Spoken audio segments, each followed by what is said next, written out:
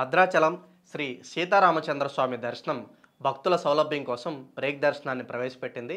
ఈ ప్రత్యేక దర్శనం ఉదయం 9 నుండి 9:30 వరకు మరియు రాత్రి 7 గంటల నుండి 7 గంటల 30 నిమిషాల వరకు అందుబాటులో ఉంటుంది. ఈ సమయంలో ఎటువంటి ప్రత్యేక పూజలు నిర్వహించబడవు. కేవలం స్వామివారి దర్శనం మాత్రమే ఉంటుంది. బ్రేక్ దర్శనం టికెట్ ధర రూ. 200గా నిర్ణయించబడింది. ఇంతకుముందు తిరుమల వంటి కొన్ని ప్రముఖ దేవాలయాల్లో మాత్రమే అందుబాటులో ఉన్న ఈ ప్రత్యేక దర్శన సదుపాయం ఇప్పుడు భద్రాచలంలో కూడా లభించనుండడం భక్తులకు ఎంతో ఆనందదాయకం. ఈ ఆలయంలో డ్రెస్ కోడ్ గురించి ఇప్పుడు మనం వివరంగా తెలుసుకుందాం. భద్రాద్రి శ్రీ సీతారామచంద్రుల అంతరాలయ దర్శనానికి ఇకపై సంప్రదాయ దుస్తులు ధరించాల్సి ఉంటుంది.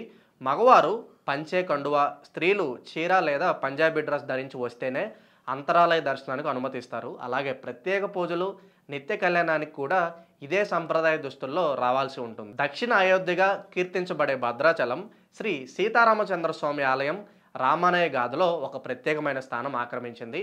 పురాణాల ప్రకారం శ్రీరాముడు తన వనవాస కాలంలో దక్షిణ భారతదేశం వైపు ప్రయాణించినప్పుడు ఆ ప్రాంతంలో కొంతకాలం గడిపాడు.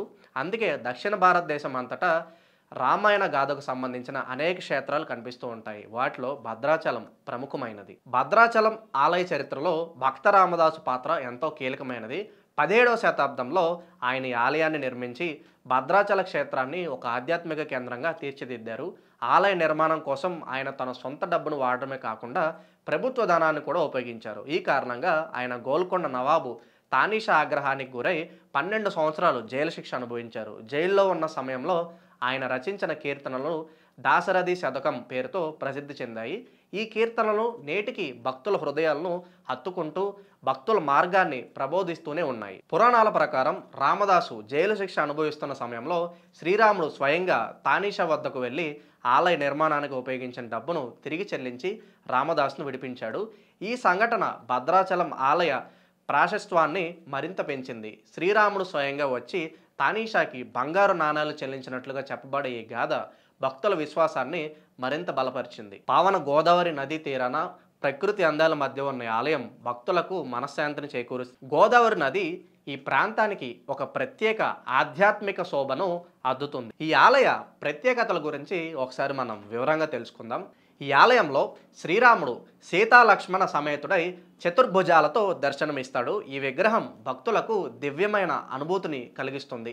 ఆలయంలో నిత్యం రామదాసు కీర్తనలు ఆలంపబడుతూ ఉంటాయి. ఈ కీర్తనలు భక్తులను భక్తి పారవేశ్యంలో ముంచెత్తుతాయి. ప్రతి సంవత్సరం రామనవమి రోజున ఇక్కడ అత్యంత వైభవంగా ఉత్సవాలు జరుగుతూ ఉంటాయి. ఈ ఉత్సవాలకు దేశ విదేశాల నుండి భక్తులు వేలాదిగా తరలివస్తూ ఉంటారు. భద్రాచలం నుండి 35 కిలోమీటర్ల దూరంలో ఉన్న పర్ణశాలలో రాముడు, సీత మరియు లక్ష్మణుడు కొంతకాలం నివసించినట్లుగా చెబుతారు. ఇది భక్తులకు మరొక ముఖ్యమైన పుణ్యక్షేత్రం. భద్రాచలం శ్రీ సీతారామచంద్ర స్వామి ఆలయం కేవలం ఒక పుణ్యక్షేత్రం మాత్రమే కాదు, భక్తులకు ఒక ఆధ్యాత్మిక కేంద్రం కూడా. ఇక్కడ నిత్యం జరిగే పూజలు, ఉత్సవాలు భక్తులకు ఎంతో ఆనందాన్ని, మనశ్శాంతిని కలిగిస్తాయి.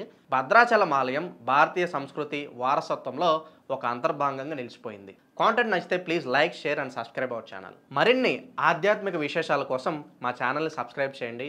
వీడియోని మీ ఫ్రెండ్స్తో షేర్ చేయండి.